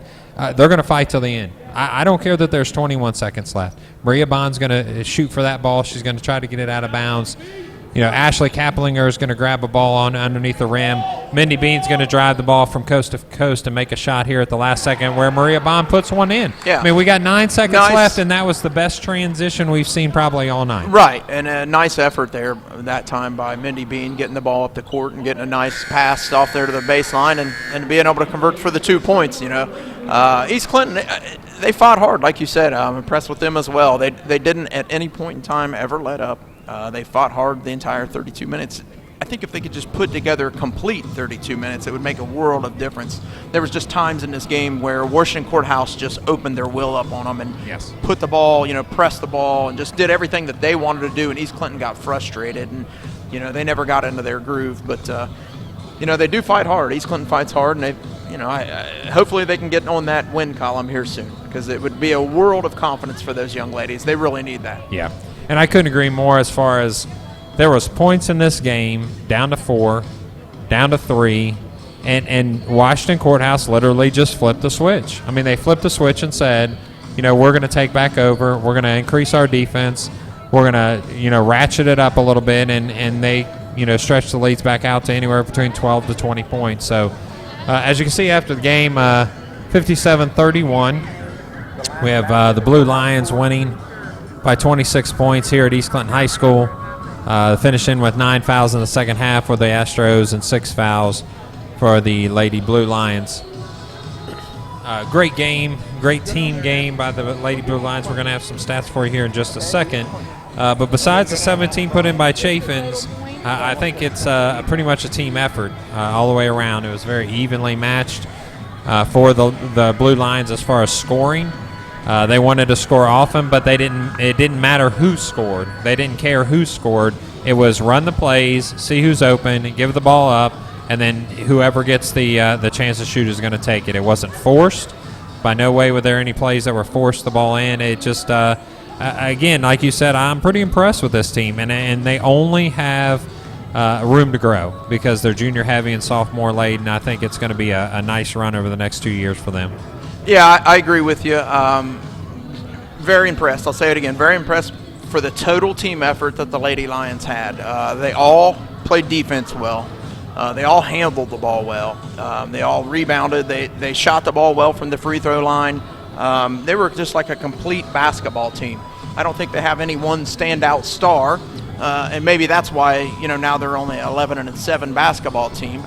But it's a team that I think will need to be reckoned with next year when it comes to who's going to win the SCOL. And now 4-5 in the league, they're certainly, they're not going to contend. But this is a team as they get into March Madness come tournament time, hey, they may, in the Southeast District, may be able to win a few games and chase down a sectional title, maybe a district title. But impressed with Coach Persinger and the job that his Lions did tonight. And, also impressed with Coach Gerber and the way his girls played tough throughout the full 32 minutes. I just don't think they played a complete 32 minutes, and that's just the downfall, it seems like, for this Lady Astro team this season. They just can't put together a complete 4 quarters. Yeah, I couldn't agree more. I think where we're struggling is to find what the missing link is. What is it that we're missing that could put all this together like glue? Is it just a kind of a premier ball handler? Do we need a three-point shooter? Although I think that's the one area we have some ability in. I've seen throughout the year a lot of three-pointers. Unfortunately, Allison Tong is hurt right now, but she's put in quite a few three-pointers through the year. Ashley Kaplinger, Brooke Carpenter. We can shoot from outside for the most part. It's just getting open, moving without the ball to get those shots and make them good shots where we're not rushed. I think that's the thing that's eluding Coach Gerber right now is what is that missing link, and is it something where we need to kind of break it down over the off season and come back next year and with a new mentality, a new frame, a new kind of a new hope, and just hammer at it one more time.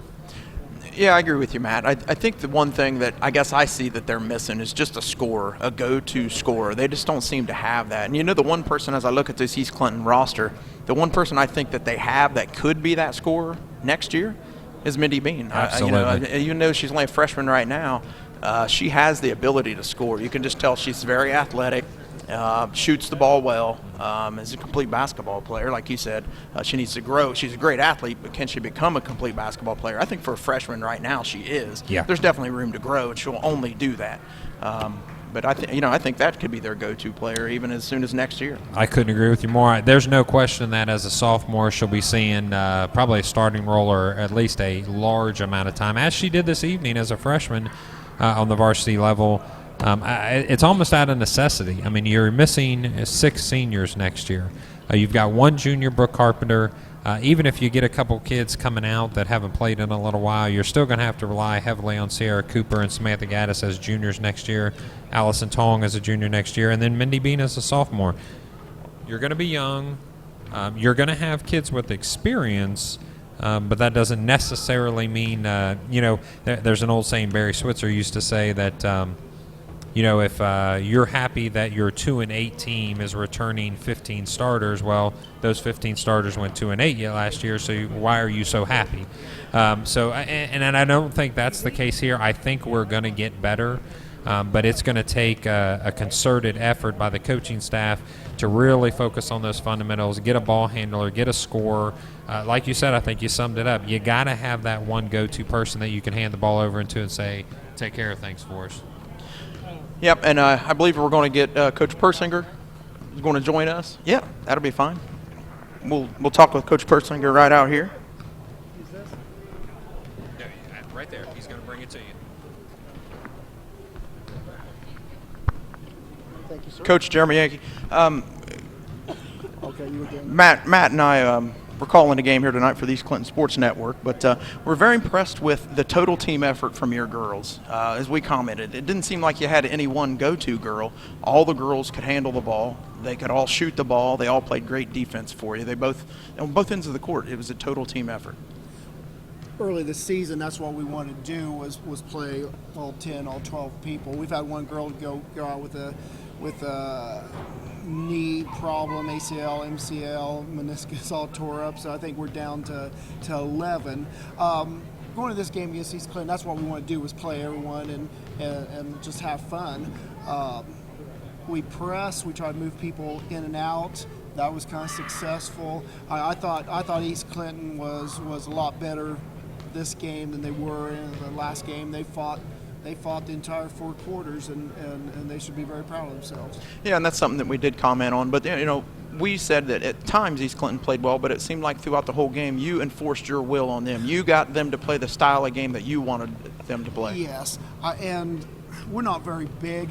We're really small, and if we try to run a slow down defense, slow down offense, teams just beat up on us. and East Clinton's got some big girls that can get rebounds, and so we try to get points in transition, try to make our defense our offense, and you saw right there that's we made their life miserable trying to bring the ball down the court, and we got some easy steals. We didn't finish that well. I thought we could have, we're a better shooting team. We've had some 50% shooting nights, and I think this was way short of that. But I thought we shot the ball really not very good in the first half. Third quarter we came out and shot the ball a lot better, and that's when we kind of got our lead. But really, that's about the only quarter we outplayed them was the third quarter. They hung with us all the other three quarters. Definitely they did, and I think the scoring output in that quarter was 23-5, if I Yes. recall correctly. You guys, Yes. East Clinton come out there early in the second half and hit a got Yep. the bucket and got a three-pointer, and then from there you guys went out on a 23-2 run just to kind of dictate the rest of the game. This game's a game of runs, and we're fortunate enough to get that big run in that third quarter, and we tried to 1-3-1, but they were able to get set in their offense and kind of dictate to us what they wanted to do, so then we went back man full court. And another thing that Matt and I commented on is we look through your roster, it's very junior heavy. Yes. It is, and you got a lot of girls in that class. I know Carly Chafins, if I'm saying the name correct. If Yes, I'm not, that's correct. 17 points tonight, or maybe a little bit more than that. But excellent performance from her tonight. It was very Thank you. quiet, 17, just because everyone else was scoring as well. Yeah, she gets, and that really happens. She gets 17, 19, 15, and they're all quiet. And so, because I wouldn't have guessed that she had that many points tonight. We've got a couple girls shoot from the outside really well, but Chelsea Warney, she didn't connect from the outside today. I think Emma Anderson, I think she hit 1 3, but she's had 4 threes, 5 threes in games before, and we just didn't shoot the ball well. And we'll give East Clinton credit because they were closing out on us. They're moving their feet, they're running out. They like I said, they did a lot better this game than they did the That's first. what Matt and I had commented on. The East Clinton girls, even though they're still looking for their first win of the year, they Yes. play a very tough 4 quarters. They'll play hard for you for Yes. 4 quarters. It just doesn't seem like they play a complete 4 quarters. It would be very easy just to come out here and show up and just go through the motions, but they worked hard. They believed in what they're doing, and they made some great plays tonight against us. Yeah. Well, Coach, thank you for your time, and good luck to you for the rest of the year, including the tournament time. It looks like you guys can make some waves come March, or maybe there in the Southeast District. Well, thank you. Our next 2 games, we play Clinton Massey on Saturday, and then come back against Wilmington the next Wednesday. So A couple of tough games in a row. We're going to have to come up with some kind of game plan. Well, those will against certainly them. get you ready for tournament time. Yes, they will. Okay. Well, good Thank luck you, to you the sir. rest of the year, Coach. Okay. Thank you. Thank you very much. It was fun. Thanks, Coach. You guys did a great job. Very well-rounded team. We appreciate Coach Persinger coming by, sharing a few words with us. And Jeremy, those are excellent questions. Basically, everything I was thinking and hoping you'd ask him, you asked him, and that was what he's looking for next year out of this junior heavy team, what he's looking for at the tournament time, and how did East Clinton compare to how they did last game, I guess better themselves or challenge the Blue Lions more this game, and he was very complimentary of us. Yeah, Coach Perslinger was. He was complimentary of East Clinton. Obviously, he said he thought they played a lot harder. Like we said, we commented on throughout the whole game. He said the same thing. They played hard. They are a well-coached team that will give you a max effort throughout the whole game. So, looks like we're going to have Coach Gerber stop by for just a few words here. Jeremy's going to go around and see if we can share a couple words here with Coach Gerber. And I know he's probably a little disappointed, but I'm one thing I hope he realizes, I know he does, having talked to him myself, that the Lady Astros never give up. Fight to the very last buzzer of the fourth quarter. So we'll go to Jeremy and see if he can ask a few questions, see what Coach Gerber has to say about his performance from the Lady Astros today. well, Coach, obviously I know you're going to be disappointed. Matt and I, as we were talking throughout the game, looked like your girls played a complete at 100% effort, I want to say, and maybe not a complete 4 quarters. That's one thing I kept saying. They're not playing a complete 4 quarters, but they'll give you 100% 4 quarters. I think the key in the game that I've seen is you guys played a pretty good first half. You're only down by 7. You come out there and you make a bucket and get the 3-point play there. You cut it down to 4, and then from there on out, it's a 23-2 run there to finish the rest of the third quarter. So obviously that was the whole turning point in the game. But how do you feel about your girls' effort tonight? Effort-wise, it's a group I've never questioned. They play hard no matter what. We sometimes, when a team gets on a run, we kind of struggle a little bit to know how to stop that run. And third quarters have kind of been our nemesis all year, and we proved it again tonight. We're down 7. We got to 4 there, and it kind of fell apart after that. But that's inexperience. But I'll never complain about this group's effort. They play hard and they go after it from jump to final buzzer. Well, I definitely agree with you on that. But what's the one key thing I think you think you're missing at this point from this group of girls? Really a go-to scorer. I think that one person we can rely on to just step up and say, I'm going to score 15 a night. Right now we're getting a lot of contributions, but it's 2 and 4 and 6. And it's hard to win ball games that way. We don't have that one person that teams have to even key on right now. So I think having that one go-to scorer is our biggest weakness at the moment. And that's something Matt and I both had said as well. But one bright spot that we did see tonight, at least I see, and I think it's going to be a bright spot for many years to come, this program's Mindy Bean. What do you have to say about her play? She has come a long way in a short time. We started out going to play her a little bit varsity, early on, get a quarter here and there. And we put her in against Blanchester the other night, and she scored 6 points, was 3 for 3, and just played a great, complete game. And she's just kind of taken off. Her confidence is really – she's going to be a huge asset for us come next year and the following, especially if she continues to improve as a point guard, which I know she will. Yep. Well, Coach, good luck to you the rest of the year. Let's hope you get that first win here soon, because I know for those girls it'll mean a world of confidence for them, and yes, it'll help things out tremendously in practice and the rest of the season. Yeah. So good luck to you the rest Thank of the you. Appreciate it. So as we come to a conclusion on this night's broadcast, East Clinton Astros going down to the Lady Blue Lions. We'd like to thank Rick Phillips and Lee Hanley. We'd also like to thank Jeremy. Great job as usual, and appreciate your time this evening. And who was that lovely statistician that was immediately to your left? Well, that was my lovely wife, Stacy. Oh, so I appreciate her coming along tonight and keeping stats for me. It makes it easier for me to try to comment on the game when I don't have to keep constantly looking down at the scoring book. Is she begging to get on camera? Is that what she's doing? I think making so. the motions or something to that effect? No. Okay. I'm sorry. I apologize. I must have misseen that.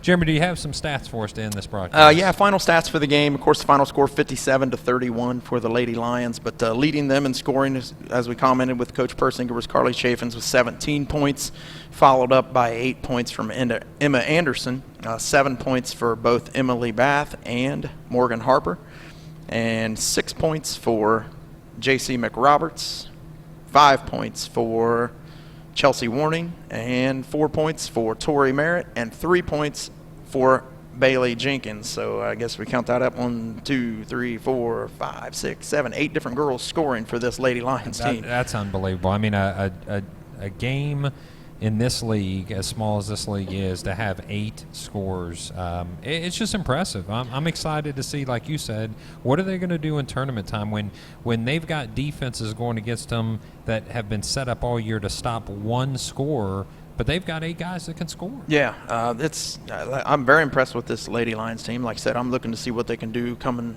here in the next few weeks. Obviously, Coach Persinger said they got the state-ranked Clinton Massey Falcons coming up this weekend, followed up by Wilmington next week, because they're both tough teams. So, if they could get a win over one of those two opponents, it'd be great for their confidence going forward. But I think this is a team that, as they go through the Southeast District, they may be able to win a few games come tournament time. But definitely next year, look out for them, because I think they're going to be a great ball club. For the Lady Astros, leading them in scoring with 6 points was that freshman, Mindy Bean. A couple of young ladies with 5 points, Ashley Kaplinger and Brittany Jackson. We had 3 points from Hannah Barnes, and we had 3 points from Maria Bond. Also 3 points for Brooke Carpenter, and 1 point for Stephanie Habermill. So 31 points, not nearly enough. And I just have to go back to that third quarter. And as Coach Gerber said, that's where it seems to be the biggest problem for them this year, is that third quarter. And, they come out and got a quick 3 points, and then, bam, a 23-2 run for the Lady Lions really just dictated the rest of the game. Yep. Could agree more. Well, appreciate those stats, and excellent job commentating tonight. We're just going to end things with a few shout-outs to our sponsors. Charlie's Place out in Sabina. If you're looking for a good hot Astro burger, if you're looking for a big extra large 16-inch pizza, why don't you call them over at Charlie's Place, 584-9632 or 584-9634. Also, if you're interested in contributing to the East Clinton Athletic Program, please contact our AD Jim Marsh at 937-584-7450. If you appreciate the broadcasts, give him a call, AD Jim Marsh at 937-584-7450. Our next webcast will be Tuesday evening here at East Clinton High School versus Adena. It's going to be a boys basketball game. Catch all the live action on Global TV Radio. That's gtvr.net. We're signing off for the East Clinton Sports Channel. Have a great evening.